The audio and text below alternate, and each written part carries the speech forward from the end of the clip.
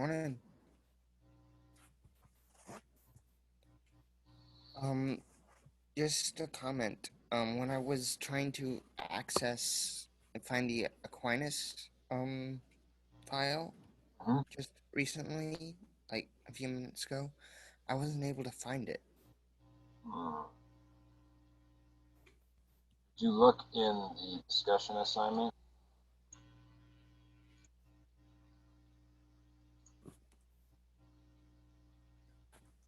that I put up yesterday? Okay.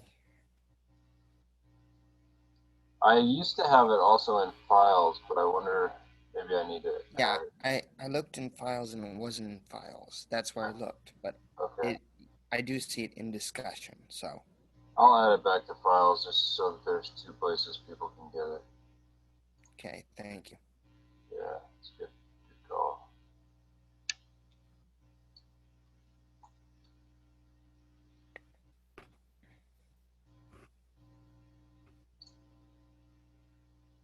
Morning, Grace. Good morning.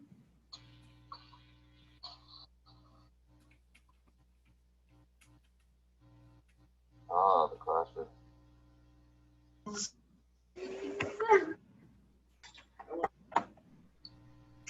I don't know if it's supposed to be. Yeah, it's supposed to be through the. So he could see you from. Oh, but I don't think this actually has the mic. Like, it doesn't run on the computer. But Can you hear us? Yeah, I can hear you. So if somebody wants to participate, you can just move over here. Well, someone from the back row talk. Let me.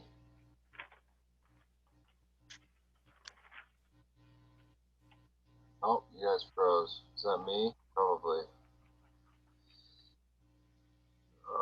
This is problematic.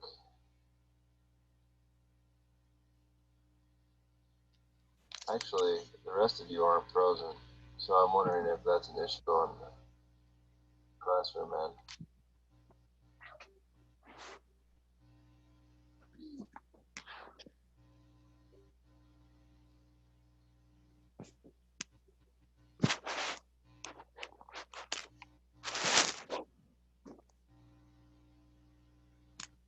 Welcome, Alicia. Welcome. Hi.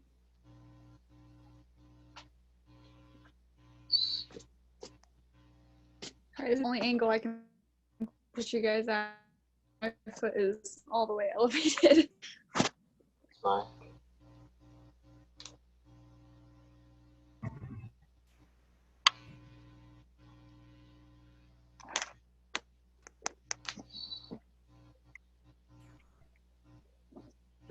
Let's see.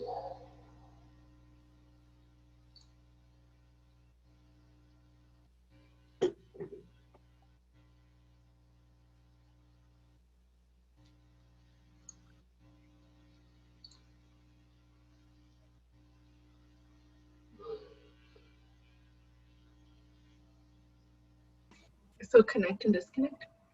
Now I hear you.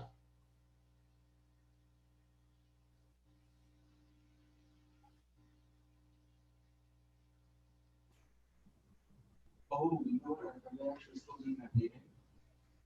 I bet you the meeting is taking up all the bandwidth. Should we do the student one? It'll be the same. Is it working now? I think we are connected now. You guys are good now, I think. Okay. Because they keep telling us that our internet's unstable, so. Oh, yeah, it was acting that way when you first got on. Hopefully, they'll stabilize. Is that Isaac coming in? Yes, Yeah. it is. Okay, who's sitting next to Tim? Danny. Daniel Blair. Daniel Blair. Okay, cool. Tim, do you go by Tim or Timothy? Either one. Okay.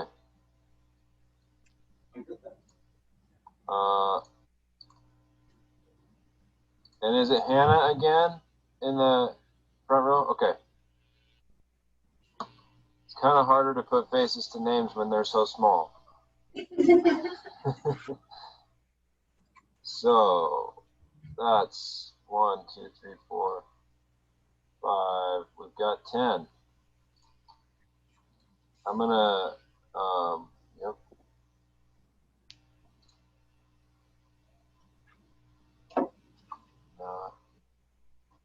Just running down the list here to see.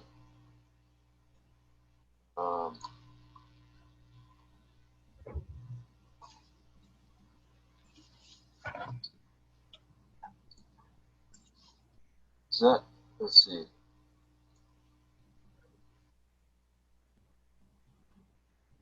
Which Hannah are you? I've got two. Hannah Templeton? Hannah Templeton, okay.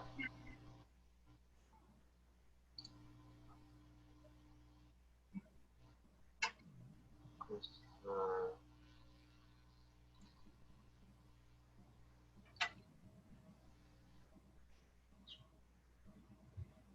That's Liz. Okay. Okay, well, we'll start with who we've got. Why don't we pray? I think that's needed.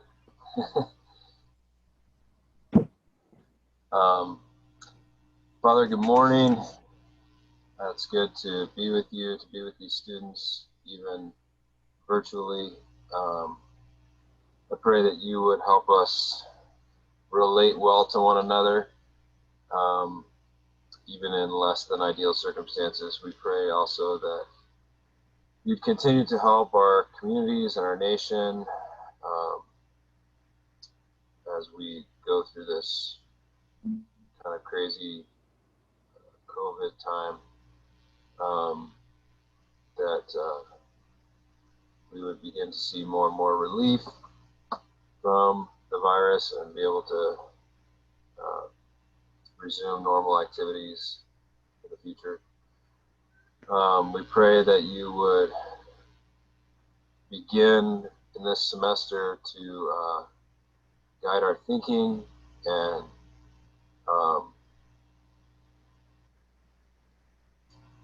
our relationship with you, so that we come to know you more clearly, more deeply, more truly than we have in the past.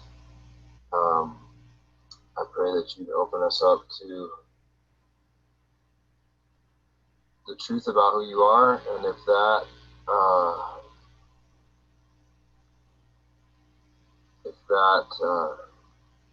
comforts us, then may we be comforted. If that shakes some things up, then may we stick with the process and press in to know you as you truly are. And in knowing you, Lord, may you set us free and put our hearts at rest and give us the life that is truly life. Thanks for these students. Thanks for this time. Help us to use it well today. In Jesus' name. Alrighty. What I would like to do first, I think, is put you guys in some groups to think about a question.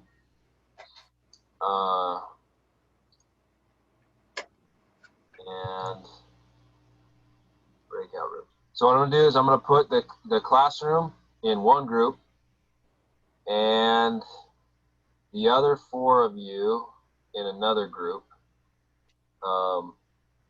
and let you talk about these questions. But first, I should tell you what I try to do, and I don't always remember. Oh, there's 5 of you now. Is at the beginning, I usually open with prayer like I just did, or ask somebody to. And I try to also say, okay, here's what we're going to do today, because I feel like that's helpful. A lot of times I forget. If that's important to you and I forget, you can just like flag me down and say, hey, what are we doing today? And I'll try to tell you. But today, actually, I want to introduce a word And then we'll break out into a couple groups and answer questions about truth, and then we'll have some discussion around those questions, and that'll probably take most of our time. And we'll do also some. What if we should do that first? Would it be better to get the housekeeping, like assignment stuff, cleared up before we? Probably would, because I tend to go long on the other stuff. So we'll move that up to thing number 1, is to introduce the next assignment. Although it might also be good to make sure people are here, and I'm thinking we might still have some on the way.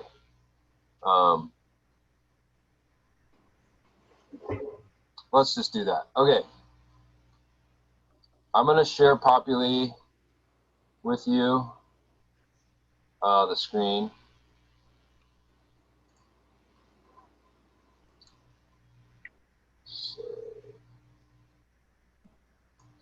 And actually, first I'm going to share the syllabus.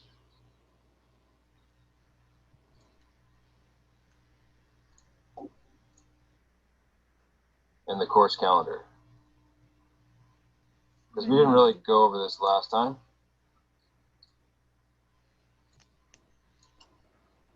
So here's our calendar.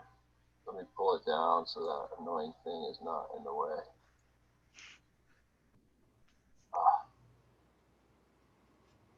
If I can.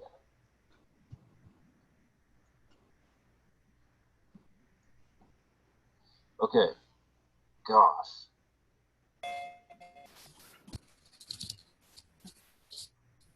No, that's not what I wanted.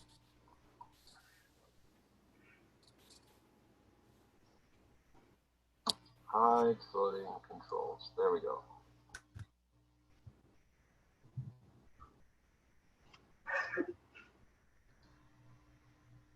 Okay. There it is, course calendar. We're right here. This is our discussion topic for the day. What is theology? Is it possible?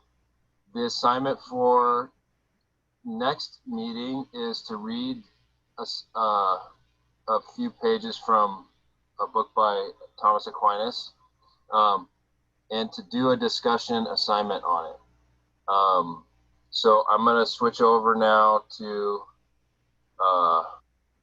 Populi and show you that assignment.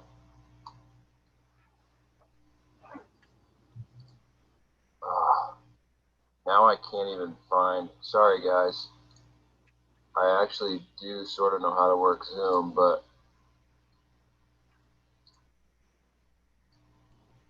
resize window.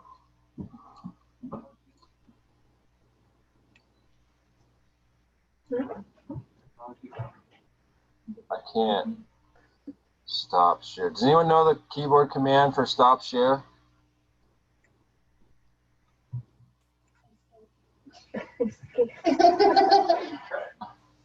I can't see your, like, what comes up on your screen, but if you go down, like, there should be like a menu bar when you point down. Yeah, the menu bar, I did something to make it go away permanently, and now I can't. Well, yeah, you could try what Hannah said and press escape. Yes, you did it. Thank you, Hannah. Simple. All right. New share.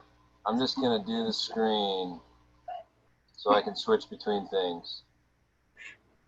All right. So here is Populi. Here's the first assignment. It's a discussion, right? You guys have done these. And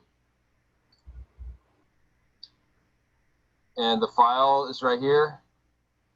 And basically, I just want you to read it and write a 100-word post, and then reply to 2 of your classmates' posts.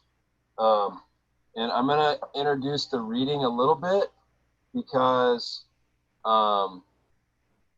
you're kind of jumping right into the middle of something, of a book, and so hopefully this will give you some context. Anyone know who Thomas Aquinas is?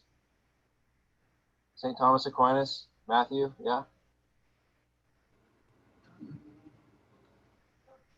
Are you wanting me to say who he is, or just wondering who knows? Yeah, no, go ahead. Well, I don't remember the exact time frame, but he was basically a brilliant theologian and also, if I'm not mistaken, mathematician as well. Okay.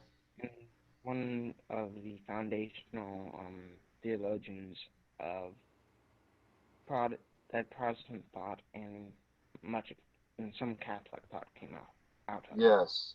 Actually, a lot of Catholic, he was very formative for Catholic theology. He was before the Reformation, and in the Middle Ages. And he wrote this big theology called the Summa Theologica. It's like 3,000 pages. And it's been really formative on everybody after him in terms of how theology is done. And a contemporary philosopher and theologian, a Catholic named Peter Kraft, who is brilliant in his own right, has written a couple books where he takes the Summa, Aquinas' Summa, and like boils it down. He like takes excerpts from it and compiles them so that it's a little more manageable. Like he's got one that I think is about 500 pages, and then he's got this one that you're going to read from that's like 150. So he's taken 3,000 pages and he's distilled it down to 150, and then he's annotated it with footnotes so that we can actually understand what Aquinas is saying. And toward the beginning of Aquinas' work, he talks about the question of God's existence, and he wrote these 5 what he calls proofs, or like basically ways of thinking about God's existence that lend to believing that he does exist. And they've been used for centuries ever since he wrote them as good arguments. And so I'm having you read those when we think about this question of God's existence.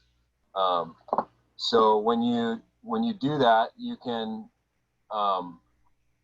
write in your comment on the discussion board. You can kind of write anything that you feel like captures what Aquinas is talking about. But if you don't know what to write, you can look at this optional writing prompt. Like if a comment doesn't just kind of emerge out of you, you can just do the prompt, which is summarize Aquinas' proofs and tell me which one you think is most or least compelling. Like which argument really kind of grabs you and says, yeah, that makes a lot of sense for defending God's existence. So does that make sense? Read the article, 100 word post, and then 2 replies to other people's posts that total 60 words. That's pretty much it. I think I can stop that now. I'll go back to here.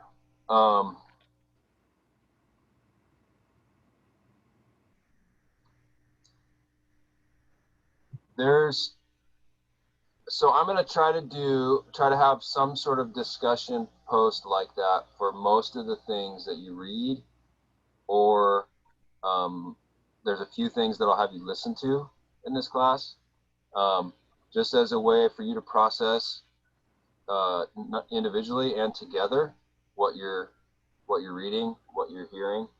I think that'll also kind of get us ready to carry some of those discussions forward into class. So we'll talk a little bit about this question of God's existence today, and then we'll pick it up in the next class and we'll bring Aquinas into the mix. All right. Now a word. Okay, so systematic theology is typically broken up into like subtopics, right? We talked yesterday or last time about the word theology. It just means the study of God. And if you think about that, God kind of touches everything. And so within theology, there's a bunch of subtopics about how do we think about X in light of who God is? How do we think about people? How do we think about sin? How do we think about salvation? So all those are subtopics within theology. And typically, systematics kind of goes through each one systematically. And there's a pretty typical order. And usually they start with kind of an introductory, like an introduction that says, hey, this is what we're up to. Like theologians take different approaches and they start with different assumptions. And there's this kind of introductory part that deals with those. And the fancy theological word for it is prolegomena, which basically just means what is spoken before. Kind of like the prologue in a book. It's like, I'm going to set the stage, I'm going to clear the deck, I'm going to tell you where I'm coming from and what my assumptions are and how I'm going to play this game called theology. And so in prolegomena, that's what we do. And that's usually the first sub-discipline or subtopic within theology because it sets the stage for everything that follows. So today and the next couple of days, we're gonna be doing our own prolegomena. We're gonna be talking about what we talk about before we talk about God. So the first question I have for you in terms of prolegomena is this, and this is where I'm gonna break you up into groups. It's a two-part question. What is truth, and can we know it? What is truth, and can we know it? So I'm going to give you a few minutes in groups to see if you can come up with some sort of an answer to those questions. 1, 2, 3, 4, 5. I think that's probably good. We'll do 5 and 5. 5 in the classroom and 5 on Zoom. And any questions before I break you out? I might come visit your breakout room just to overhear what you're saying, and then I'll come in and out. Okay, you ready? You think you can handle these pretty simple questions? What is truth, and can we know it? We got it. I doubt it, someone said? I said we got it. Oh, you got it. Okay, good. I like the confidence. Okay, here we go. 6%. 2 manually.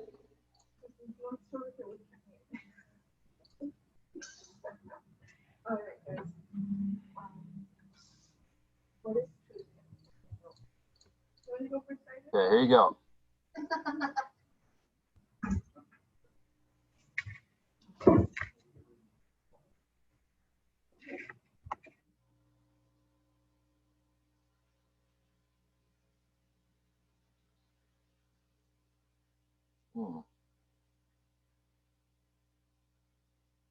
Alicia, you want to? There you go. You got it.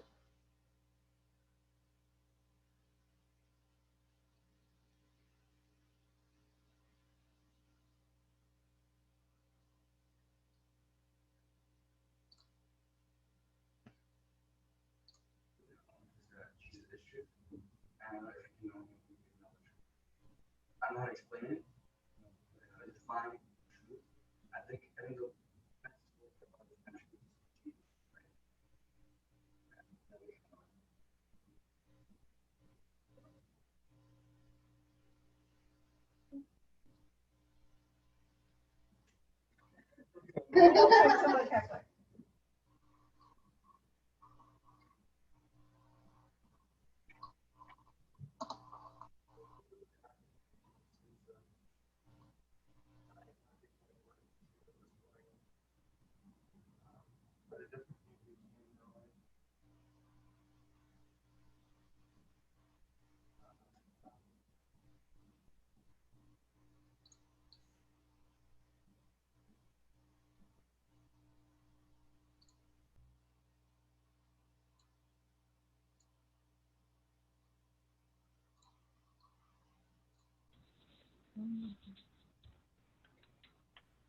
Pretty quiet in here.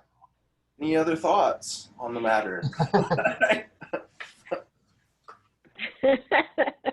We all just see Markel and go, oh, shut up now.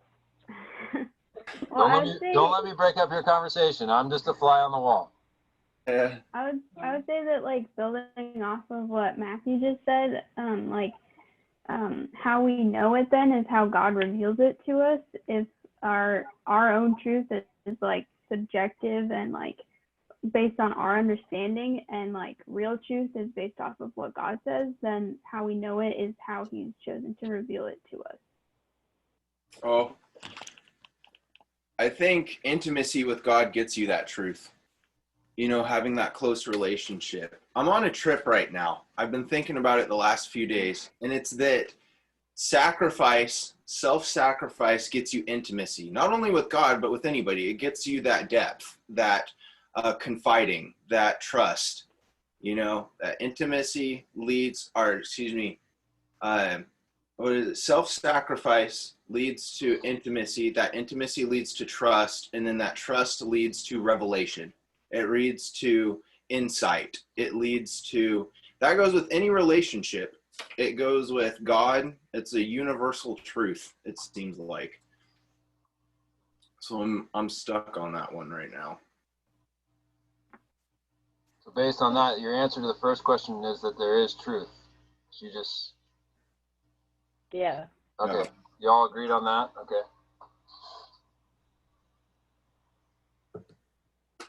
Yeah. So did you have enough discussion that you're ready to kind of share some highlights with the rest of us? Or do you need another minute?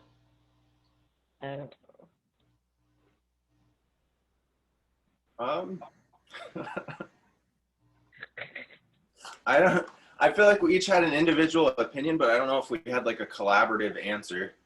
Yeah. Okay, I'll leave again and give you another minute to kind of bring something together collaboratively. Okay.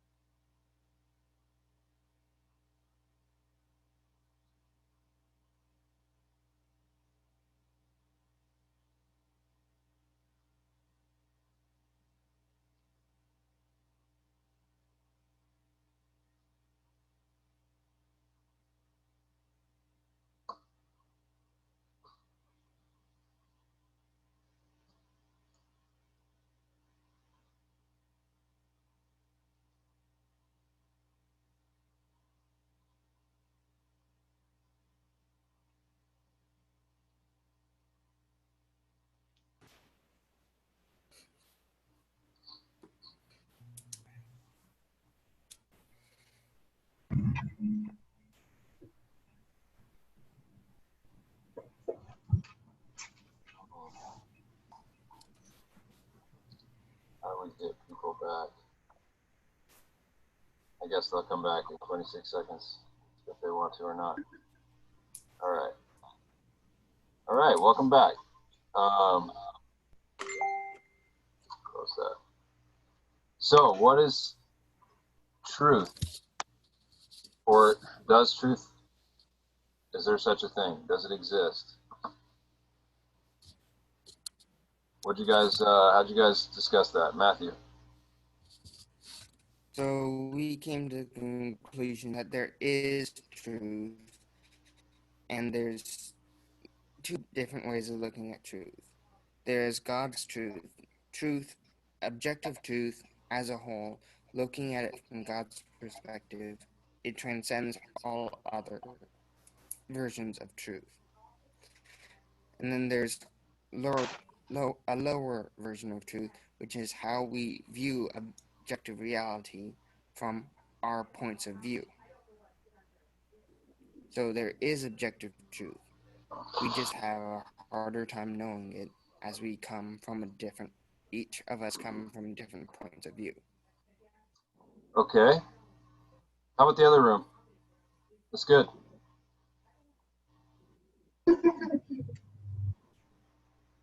Maybe someone in the front row can explain so I can hear. So the rest of us can hear, actually. Or someone in the back talk really loud.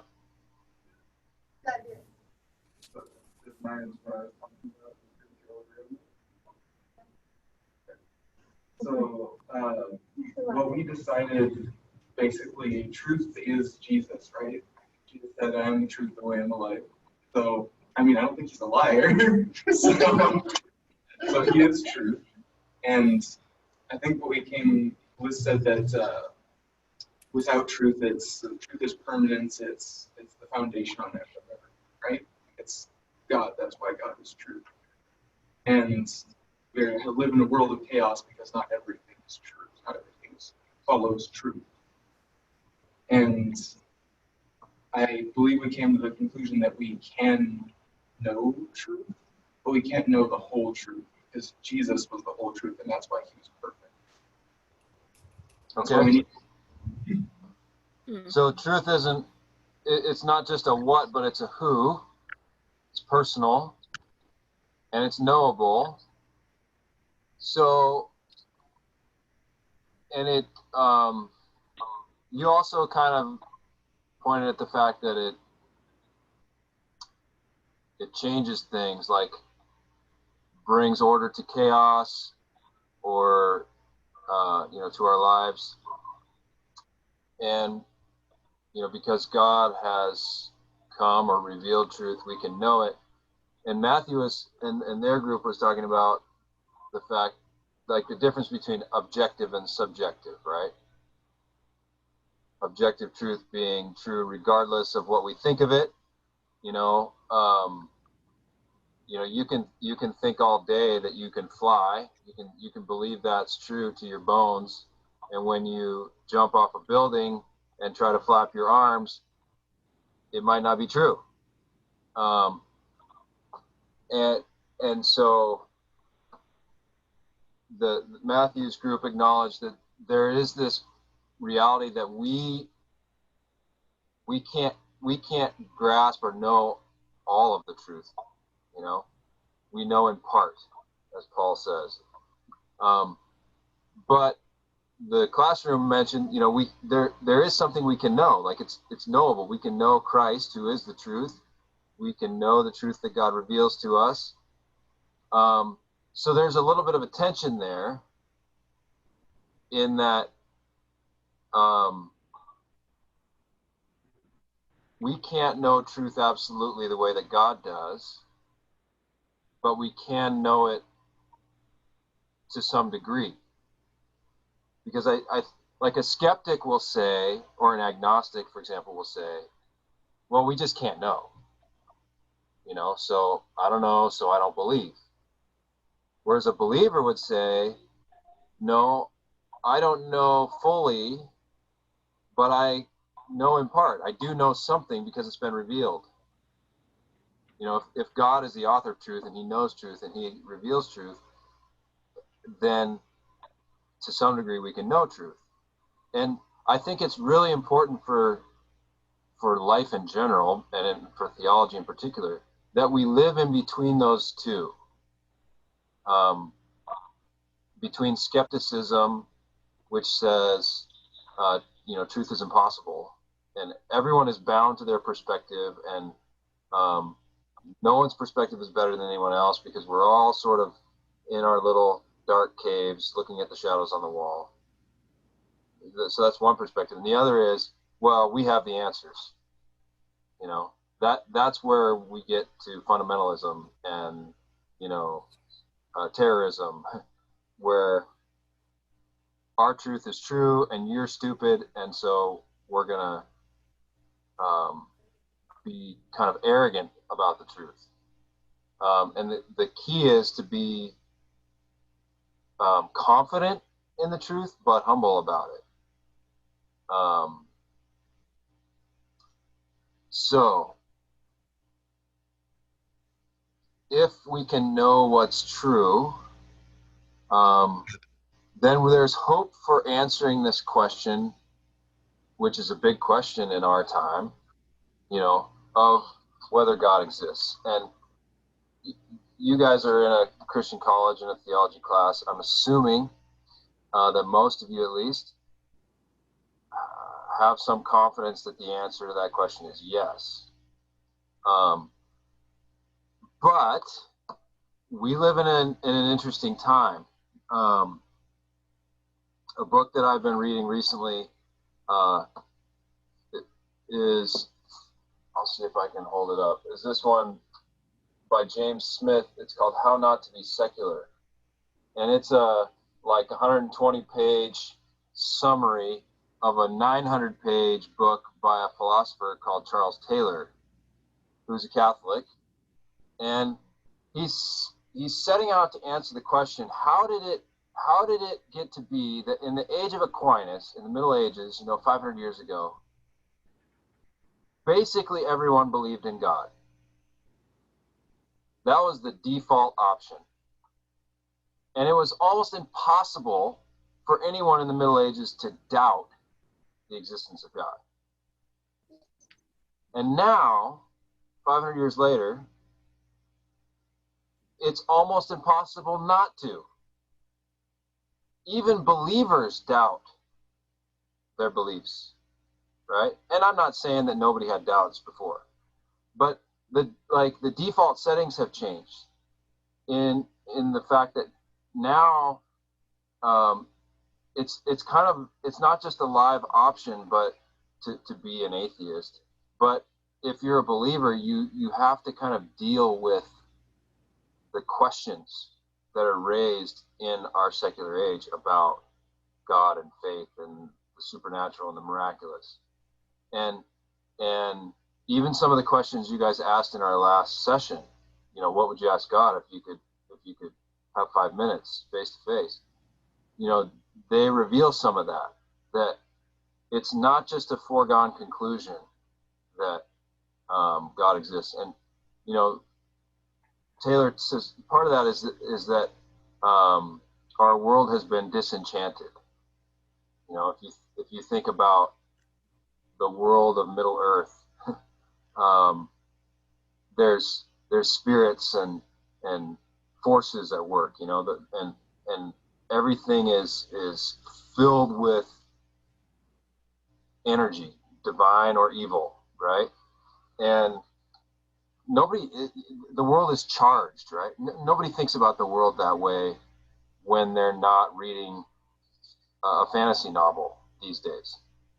We think about cause and effect. We think about chemical reactions. We think about brain chemistry when we want to, you know, talk about emotion and all that stuff. And we just have a very different framework for thinking. And so when we come to questions of God, we have that same framework in place where, well, are there really spirits and forces and angels and demons and all that kind of stuff going on in this invisible world that we can't see? Does it really make sense to think that there's a God out there, given, you know, the chaos of the world, the evil of the world, and the fact that, you know, we have these scientific explanations for how everything got going? Now, people might question the validity of those explanations, and that's a different discussion. But the idea that God is debatable is kind of a relatively new thing.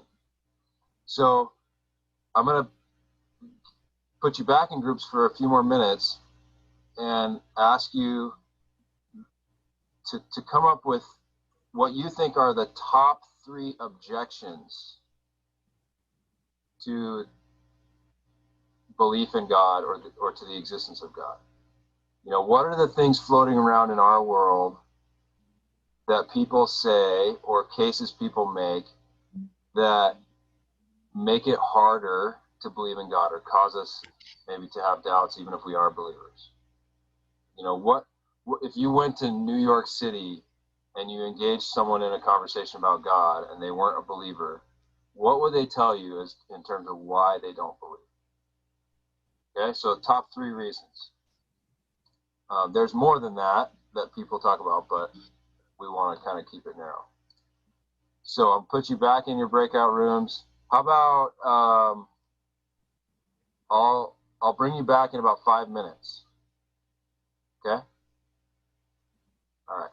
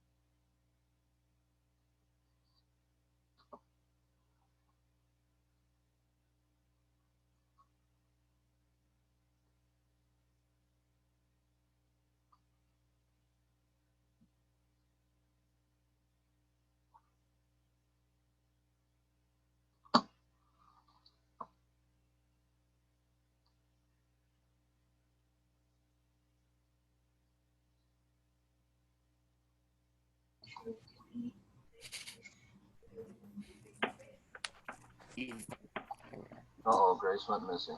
Oh, there she is. I had to plug my computer in. All right. Give me your best objections.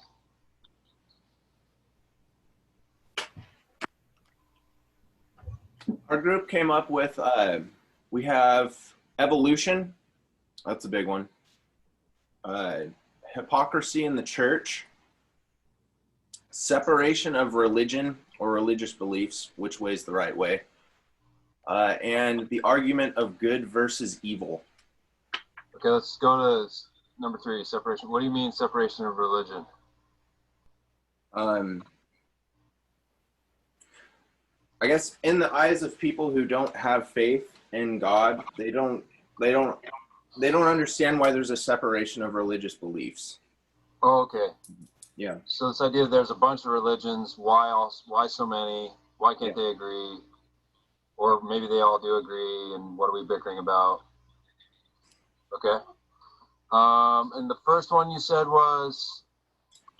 Evolution. Yeah. Unpack that a little bit. Well, I mean, science.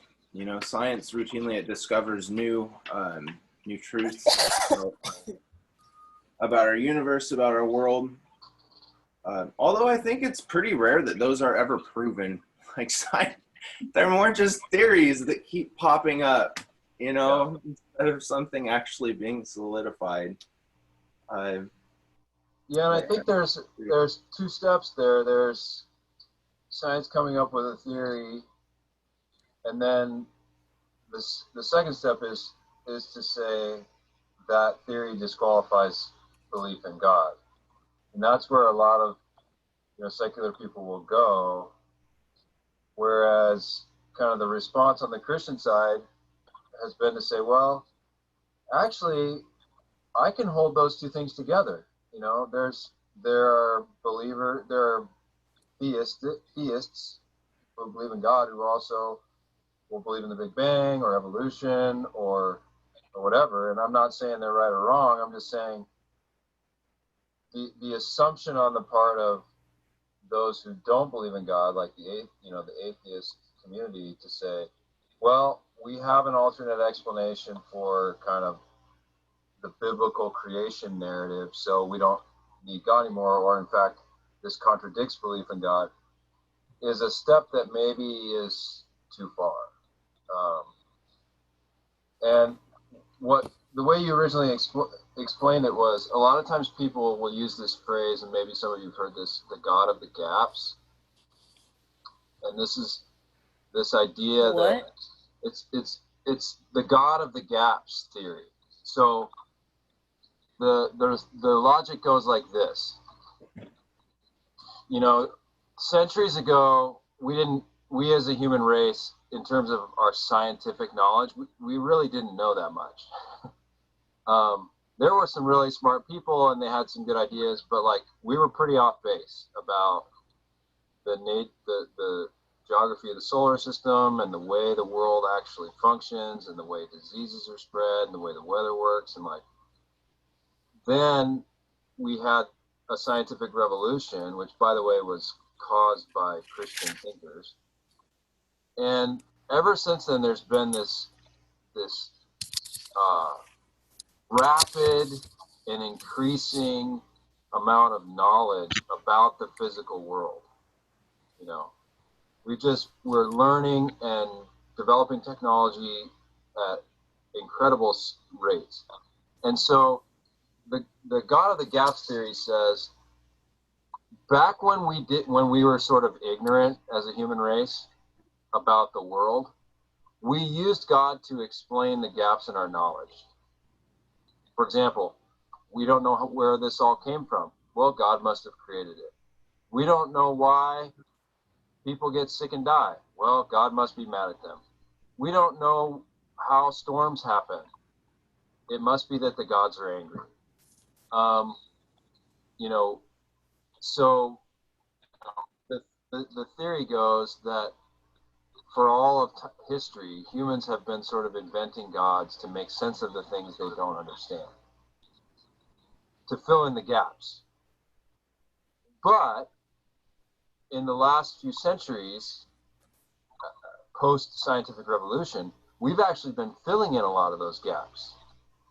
We know more about the world than we ever have. And so the need for God to explain those things is getting smaller and smaller and smaller. And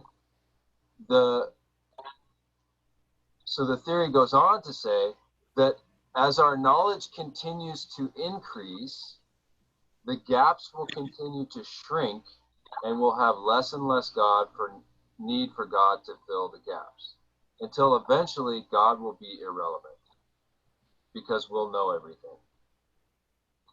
Does that make sense? God filled the gaps, but the gaps are going away, so we won't need God anymore. Reflect on that with me for a minute. How does that strike you? Are there problems with that?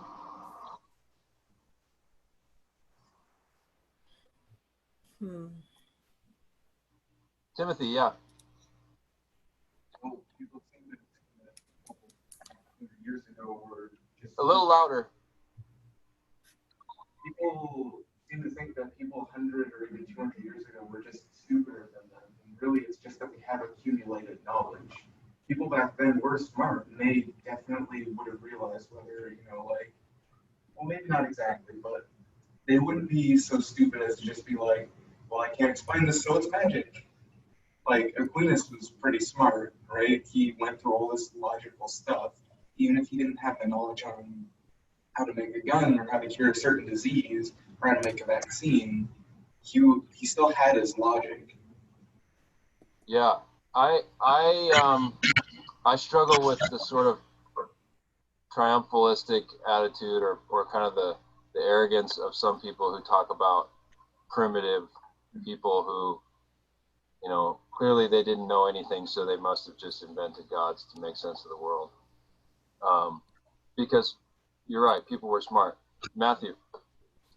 Well, also, one of the things is at the end of your explanation, you talked about how people who believe it was just God of the gaps say that at the end of it, we will know everything. We already went over truth, and we already know we're not going to know everything. We may be able to know much, but we will not know everything. Yeah, there's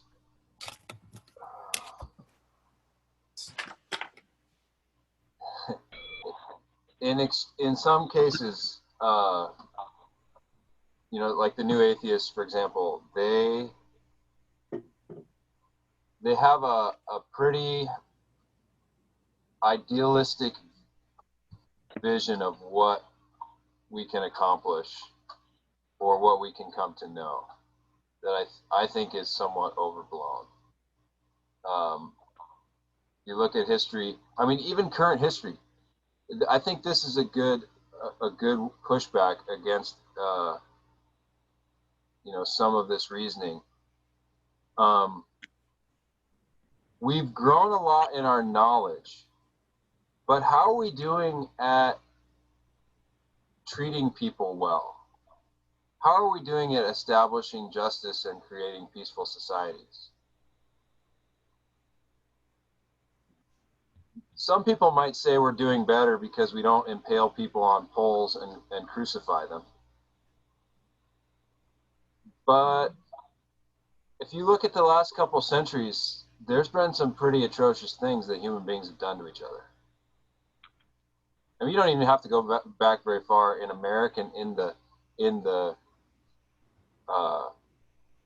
one of the most civilized nations in the world, to find pretty violent deaths at the hands of mobs and things like that. So we've gotten maybe a little more, I don't know, swift in our ability to kill, but we still are pretty proficient at it. So I guess my point there is to say the increase in scientific knowledge doesn't amount to an increase in human morality. So we might think we're getting better, but I'm not sure we are. Can I say something real quick? I was just going to talk about morality. They said there are certain answers, science is never going to be able to prove, and one of them is morality. You can't scientifically explain, somebody's heart. That's not going to really happen. And something I found in talking with atheists and Satanists, or like the free thinkers in this area, is that they'll tell you that they're in control of their own destiny, 100%. And that but there seems to be a lack of accountability in changing their own heart. That's out of their hands. Like, they'll tell you, I am who I am, accept me, don't accept me. I could do anything to either love or harm or whatever someone, but I'm not changing because that's out of my power. That's not in my hands. I was made this way. And so I think it's interesting that they tell you that they're in control of their own destinies, but they don't see the ability to change their own heart. It's just something I thought about. Yeah, that is really interesting.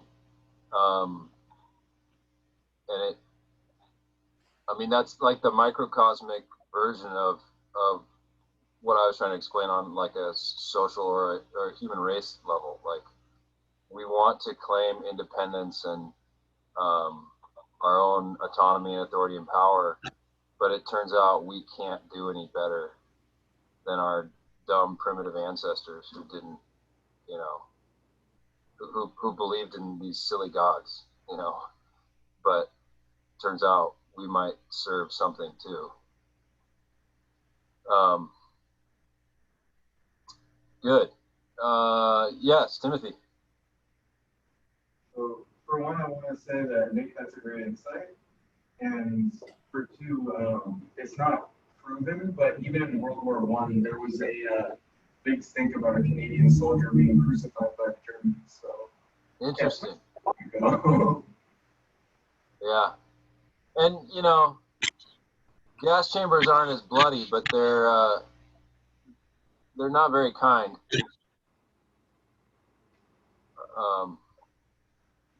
And certainly neither are the ovens that they incinerated people in.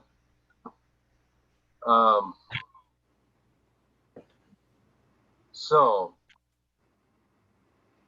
were there, let's see, did I get to the three, did the classroom share? Or did we just get carried away with the other group? Did you have any other objections that we haven't talked about yet?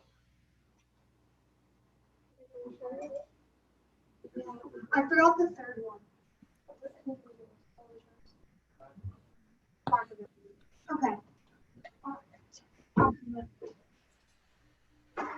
Here it is. How's it going? Okay. So our three was if there's a God, why is there suffering? Yeah. There was not like God not being tangible, kind of playing into the science aspect. Yep. And then lack of evidence. In some people's opinion, they don't think there's enough proof to show that there's God. Yeah. And why is that? Like, what kind of proof are they looking for, or evidence do you think they're looking for? Personally, I think it's like the tangible evidence, like that you could see that there's like a physical being, but there's Jesus, but even some people don't know if, he was a God, he was just a good person. How do you know he rose from the dead? Those type of questions. Right, yeah. A lot of it comes back to that question of resurrection. Because, you could say, well, God, if God, if you're there, why don't you show up? And you could kind of say, well, I did that. But that's why I think so much goes back to the question of truth and whether we can know it, and our intellectual humility quotient. If we assume that the burden of proof is on God or on Christianity, and it has to prove itself to our standards of knowing. I guess what I'm saying is, for someone who wants to be a skeptic, no evidence could be sufficient. Even if it's there, they'll find a way to dismiss it. Nancy. So in the word, it says that many people's hearts will grow cold, and also that people are blinded with a veil over their eyes. Everything that we learn in the Bible and what God reveals to us, it's happening, and we can see it, and we know why people can't perceive it, because their hearts are not in it. Also, when I was going to say something else about, I lost my train of thought. Trying to think. I forgot what I was going to say. I had another point too, but okay. When people have lack of evidence, there also is a scripture that somebody can show up, like what was it? I think it was Lazarus and the rich man, and God said that even if somebody were to raise from the dead, they still wouldn't believe. Yeah. And they have the prophets and all that. So either way, it's a blinding that people have, and God's aware of it. You know, we have our testimony and the blood of Jesus as our only really self-defense, you know? Yeah. And I think that's a really important thing to remember when we're having this conversation, not only among ourselves, but also with skeptics or, you know, atheists or people who are hostile to the faith, that there is a blinding that goes on. You know, God says also in his word that, you know, if you seek me with all your heart, I will be found by you. But there are people, and I think some of them are more honest than others, but there are people who, in a sense, are seeking, but they're not, the hardness of their heart does keep them blind to what's really out there. And, you know, there are stories after stories after stories of people who sort of have a breakthrough moment. The blinders come off. I mean, even the Apostle Paul, right? He has this encounter with the light that actually makes him blind, but it turns out that it's at that point where he realizes how blind he really was, and he learns to see. And you know, there's lots of testimonies like that. And so when we interact with people around this question, I think it's reason to be compassionate. You know, I think a lot of times in the past, Christians have been sort of argumentative and even belligerent, or you know, it's about winning an argument. And in a sense, the arguments matter, but really it's about winning a person when we're engaging in apologetics. When we're trying to convince people of the truth, it's about winning a person. And I think it's interesting. I've never done this research myself, but people have looked at like all the major atheists in the last couple centuries have had bad relationships or no relationships with their father. And they've also been, you know, one of the objections you guys mentioned earlier was the hypocrisy of Christians. A lot of people who don't believe in God have been hurt by the church. And so they have intellectual objections, but they also have pain. They also have hurt and confusion that is contributing to that blindness that you're talking about. And I think that's just important to keep in mind, that when it's bigger than just, well, we've got the truth and we can explain it. It's about demonstrating the love of God and being winsome so that the truth can actually find a way in. You know, I think Jesus, in that story you're talking about, you know, he's talking to people who weren't believing in him. And in John, there's several dialogues where he has with people who are just stubborn and obstinate in their refusal to believe in him. And he even says things like, you just can't even understand my words because you're blinded. And I don't think he's saying that like shaking his fist angry at them, although I think it's intense. I think a lot of it is like with compassion. Like I think it pained his heart that his own people were too blind to receive him. And I think that's like the perspective that we need too when we interact in a world that's increasingly skeptical. Well, guys, I've really appreciated your thoughts and your contributions in this discussion. Is there anything, kind of any final comments anybody wants to make before we're just about out of time? I just want to. When is the discussion due? The discussion for Aquinas? Yeah. before Thursday, before class on Thursday. Okay. And then we'll pick that up and we'll discuss his 5 proofs, and then we'll go on to some other things too about just introducing theology, some more prolegomena. And we'll also, hopefully you've had a chance at the back, toward the back of your syllabus, there's some detailed instructions about the 2 writing assignments you have. One is called ruminations and one is called rumblings. And next class, my hope is to just go over the rumbling assignment, make sure you guys understand what it is and how to do it, because if you want to, we'll write a rumbling on each of the subtopics that we talked about that we'll cover in this class.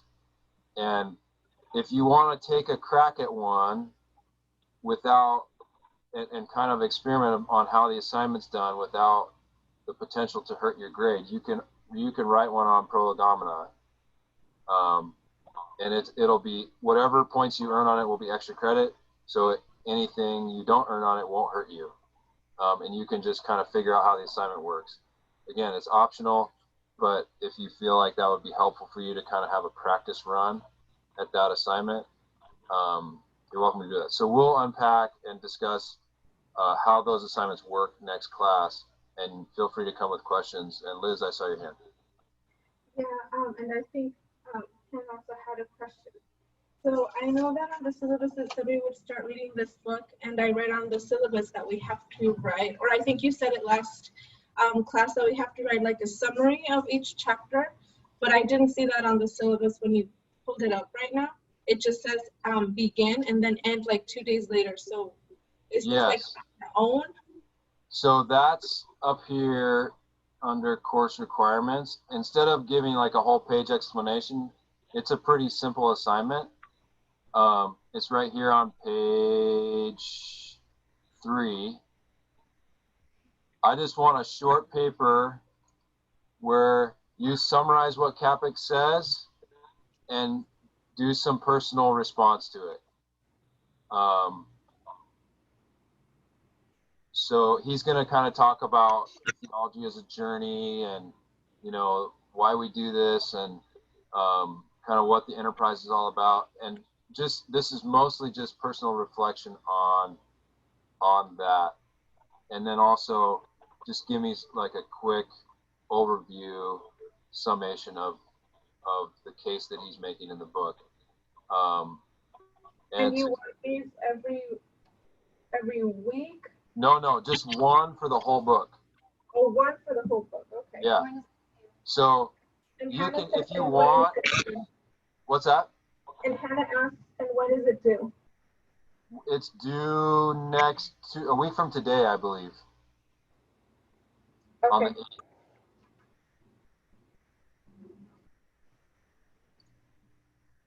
So yeah, just one paper. It's, I think 600 pages is about 600 words is about 3 pages, double spaced, if I remember correctly. So it's not a long thing. And you can organize your summary if you want by chapter, or you can just kind of write a narrative flow of, he says this and then this and then this. Okay. Yeah. Good question. Thank you. That was my question. Okay, yeah, that was her question too. So we're good. Yeah. Anyone else have any questions about that assignment? Are we to submit it to you on Populi, or is it through email? You can upload it on Populi. There's a place to. Oh, I was showing you the syllabus, but I hadn't shared my screen. Did you guys all find that on page 3? Should I share it real quick? Yeah. You got it? No, please share it. Share it. Okay. So I'll just share screen. So here's page 3 of the syllabus. This is the assignment. It's the first. So one kind of category of your grade is reading response assignments. And this is the first one. to just write a little review and reflection on Capek's book. And then if we go to Populi, I'll switch over here. We go to assignments.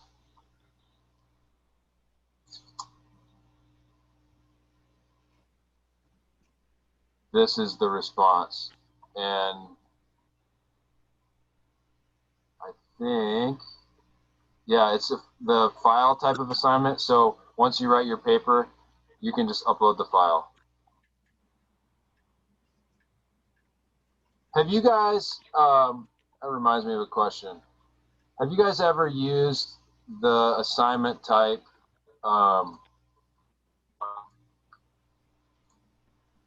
essay in any of your other classes? I don't think so. Like in an essay assignment, they give you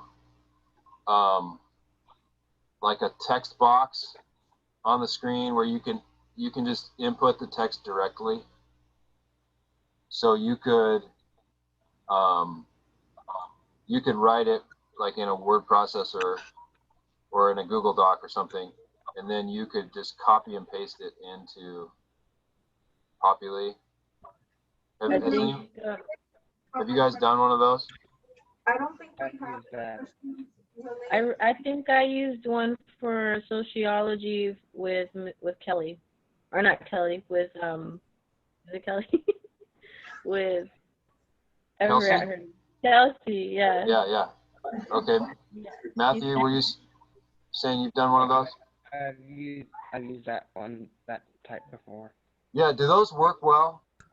Yeah. I didn't like them because they don't give you like the space. I don't know, I feel like it just looks more professional and better when we just upload the actual Word document. Because that one just kind of like pushes it together. There's no double space.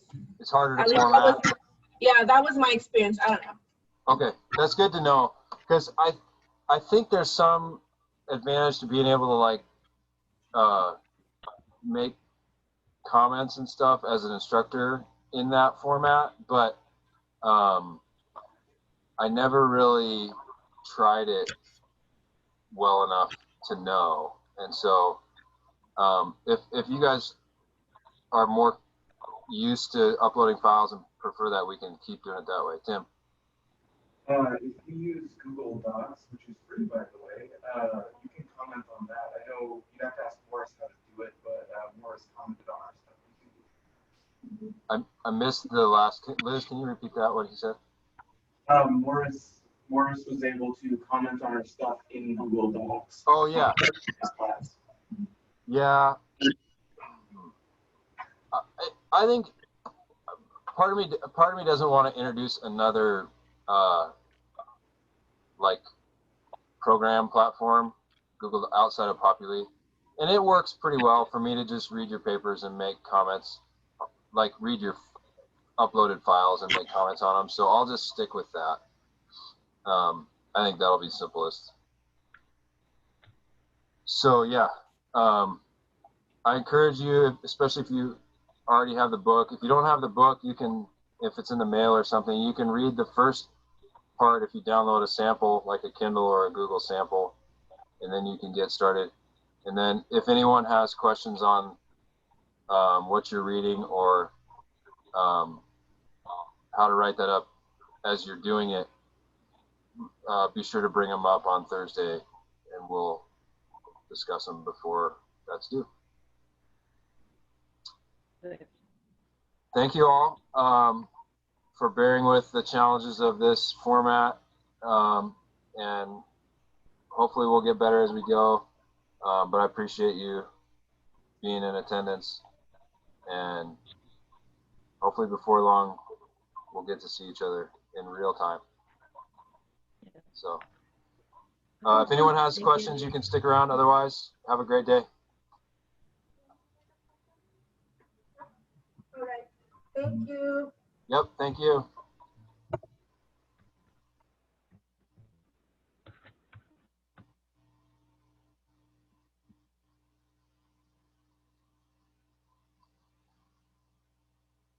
Are you there, Alicia?